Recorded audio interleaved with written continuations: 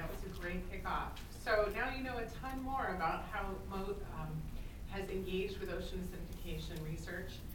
Right now, actually, I'd like to invite the panelists for the first panel discussion to come forward. So we have Dr. Shirley Pomponi, who's the Executive Director of the Cooperative Institute for Ocean Exploration Research and Technology at Florida Atlantic University. We have Dr. Erin Muller, who is here at Mote. She is the Coral Disease and Health Research Program Manager. Dr. Chris Langdon, who is a professor in the Department of Marine Biology and Ecology at the University of Miami. And Dr. Kim Yates, who's a research oceanographer from the United States Geological Survey. So what we're going to do here is we are going to queue up a short presentation from each of the panelists to begin. And I would ask that you hold your questions and comments for until all the panelists have had a chance to speak, because then we can have a nice group discussion about the issues that have been raised, and the panelists can riff off each other and talk about things that have been raised. So Dr. Pomponi will be leading us off, and she will be discussing some synthesis and scoping work that she's recently been a lead participant in.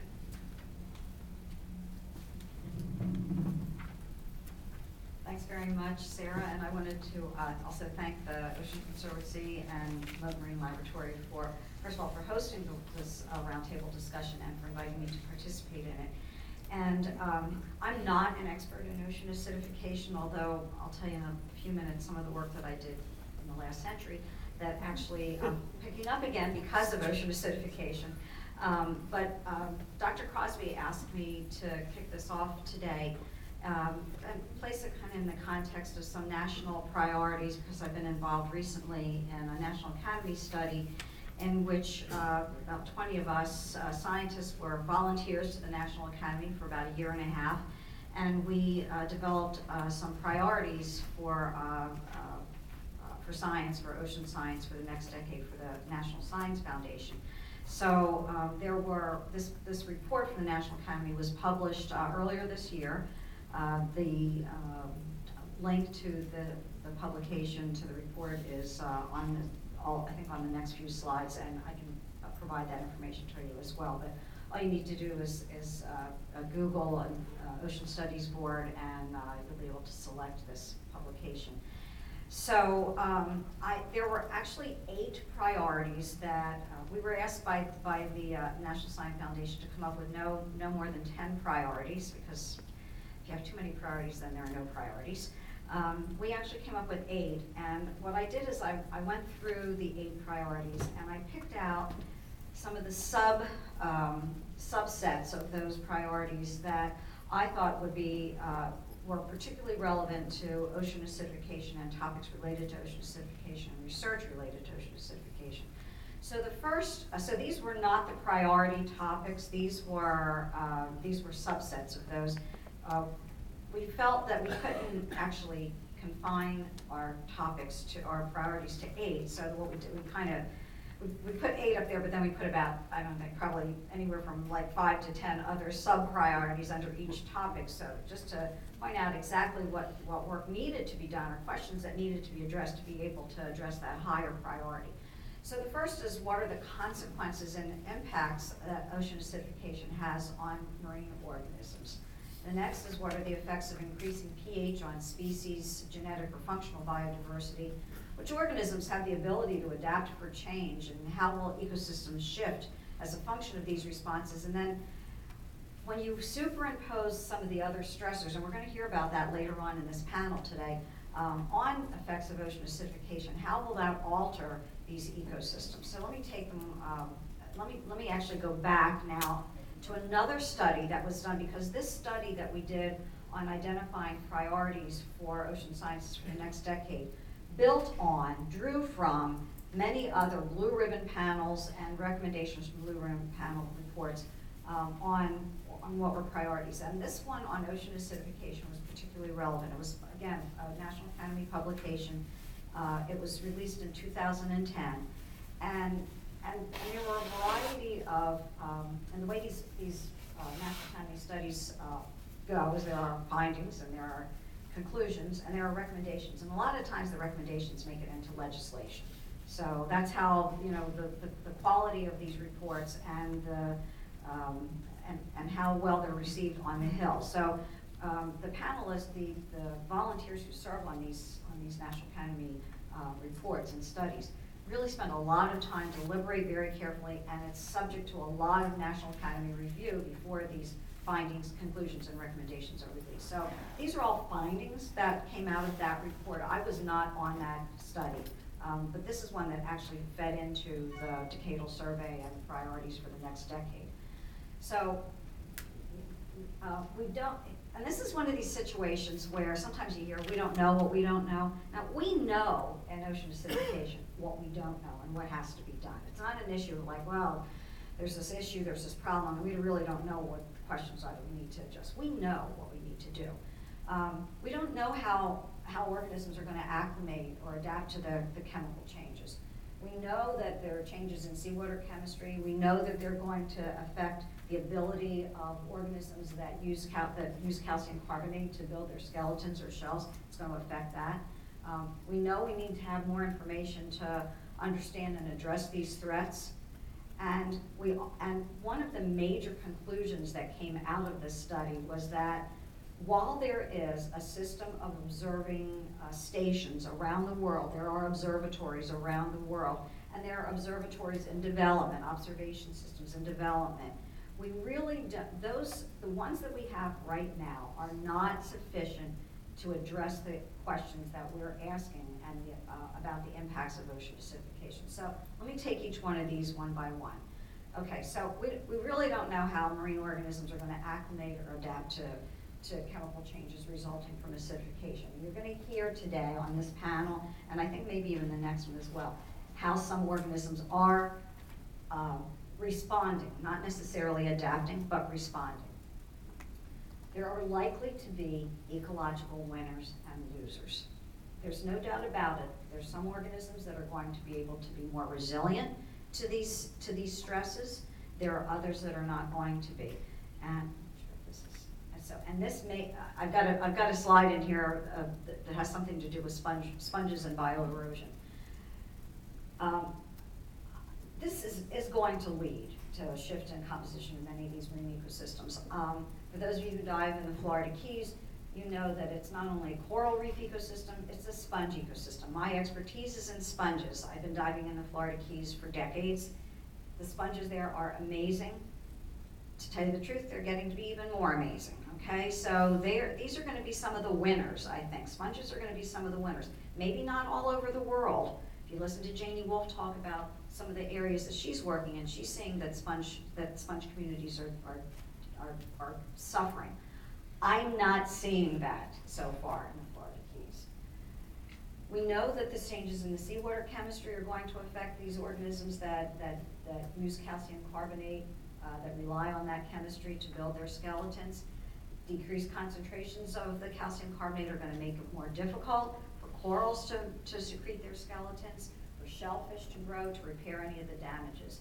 And if the pH continues to increase, the water could become corrosive to these structures. So I'm going to give you an example here, and this is work that I did. In fact, Billy Cuzzy and I were talking about this before the session started this morning, because Billy was instrumental when I was a graduate student. He was very young then too. And he was doing work down in Bahia Honda and Long Key and Lou Key, and I was a graduate student at University of Miami and needing to get out on the reef so I could study my boring sponges. And it was Billy who took me out many, many times to go diving so I could do my research.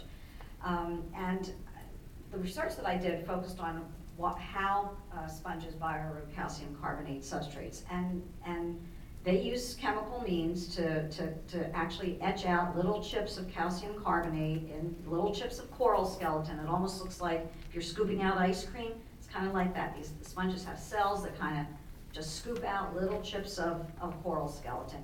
And the sponge up in the upper right-hand corner is a clionated sponge. It's called Cliona deletrix. It's common on our reefs.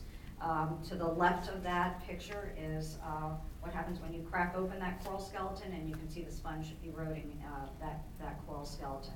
On the lower right, you can see an oyster shell, and just to the left of that, down at the bottom, is an x-ray of an oyster shell that shows what kind of damage, the kind of holes and cavities and tunnels that these sponges actually can make in commercially important species. So what's going to happen in a more acidic ocean?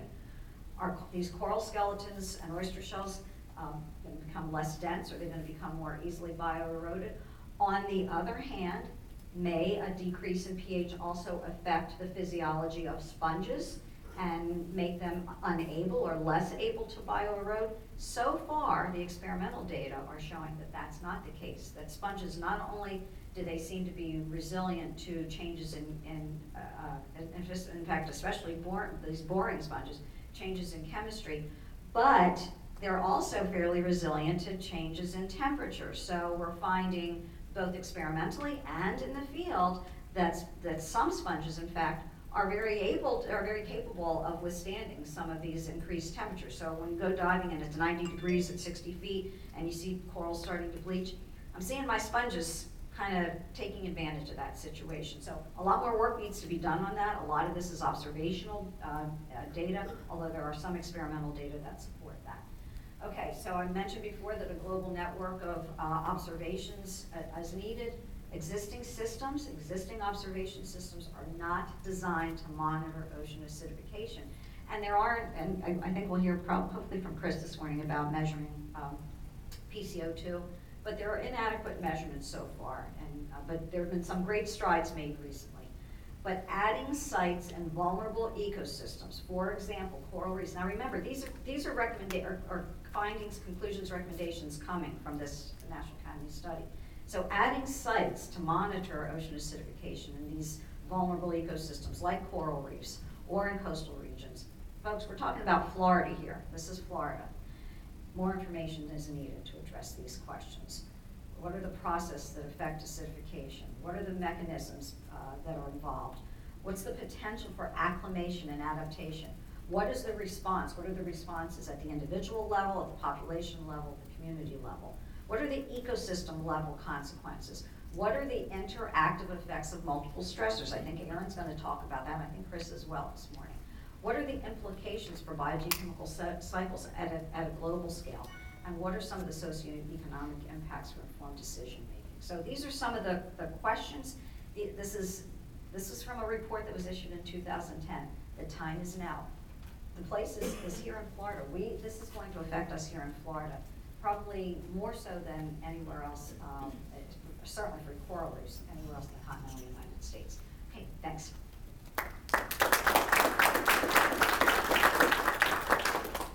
Thank you, Shirley. That was a great introduction to what has been thought about in terms of that. And I just wanted to kind of underscore that these are actually very exciting, boring sponges. I don't want anybody to come away with the wrong impression, because these are actually really very... That's a question I was asked all the time. Aren't they all boring? No. It's easy to get that mixed up. So yes, I think maybe, I don't know, maybe drilling would be better PR for the sponges. Bioeroding. Anyhow, we have Dr. Muller here from Mote Marine Labs, who will be talking about how ocean acidification interacts with coral disease. Thank you very much. Pleasure to be here. We know that coral reefs around the world are declining, and there's several different threats that are really causing this loss in corals. Anything from hurricanes to eutrophication, sedimentation, increasing temperatures, ocean acidification. But really one of the major threats that's causing massive loss of corals within short periods of time is coral disease. So disease is really defined as anything that reduces the physiological ability for that coral to remain healthy. There's a couple different kinds of diseases, abiotic diseases and biotic diseases. So abiotic, not caused by a biological organism. And these particular diseases are really the major and ultimate loss or cause for these losses when all these other environmental changes are occurring.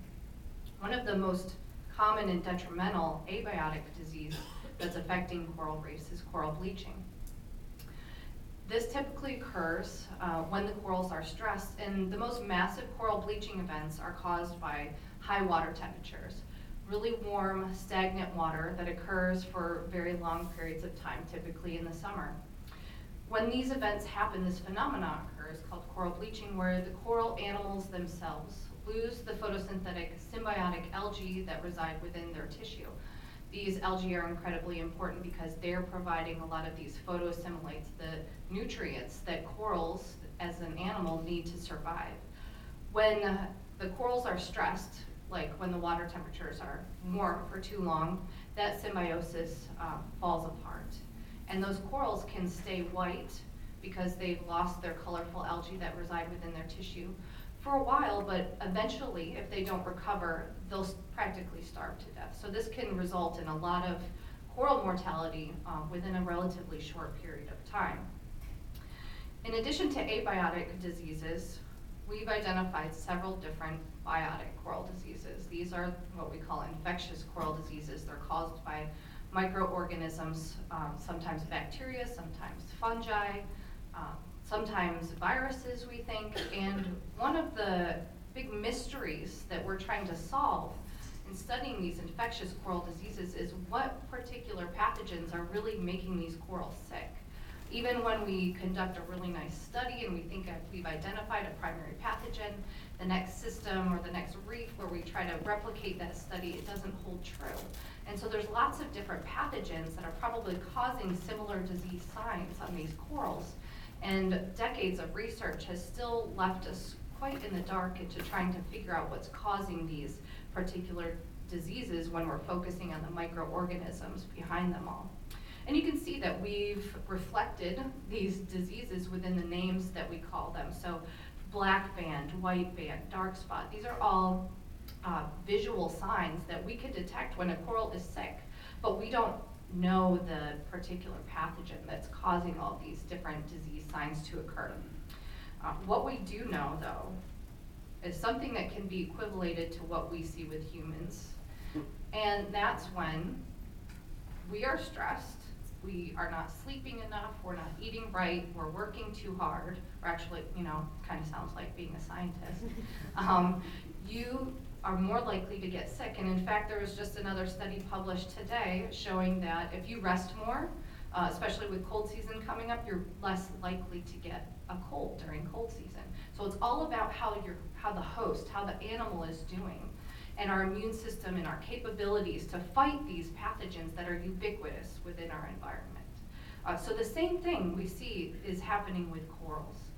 When corals are stressed, the primary way they show that is through coral bleaching events. If it's a warm water temperature that leads to these massive events, everything turns white. You know visually these corals are stressed. Their immune system is compromised, and they are more likely to get these sicknesses that we see. Those infectious bacteria that we can't pinpoint yet as to being pathogen, non-pathogen, they're causing sicknesses within these corals, and it's typically related to the state of the host, the state of the coral immune system. So although we can't pinpoint these particular pathogens, we know what's going on within the environment that's really causing disease outbreaks around the world and significant losses of corals worldwide. So how does ocean acidification play into this biotic, abiotic disease dynamics that we're seeing in the reef? Anthony and others published a nice study in 2008 showing an increase in PCO2 or a decrease in pH, which is shown on your bottom axis along with 3 different reef organisms. When you lower pH, you tend to increase susceptibility to coral diseases, coral bleaching. And so those 2 organisms on your right are 2 different species of corals. As we decrease the pH, the probability of seeing that coral bleach and thus increased susceptibility to potential infectious pathogens is increasing. This is also occurring with the organism on the left, Christos coralline algae, very important in the ecosystem within reefs for solidifying the reefs, calcifying, important in coral settling mechanisms as well. So this is showing us that, at least within this study, within these particular species, increasing ocean acidification is going to increase the probability of coral bleaching. One particular study that I was hoping to provide some insight into the infectious coral disease component within trying to understand coral disease dynamics of the future, is incorporating ocean acidification as well as climate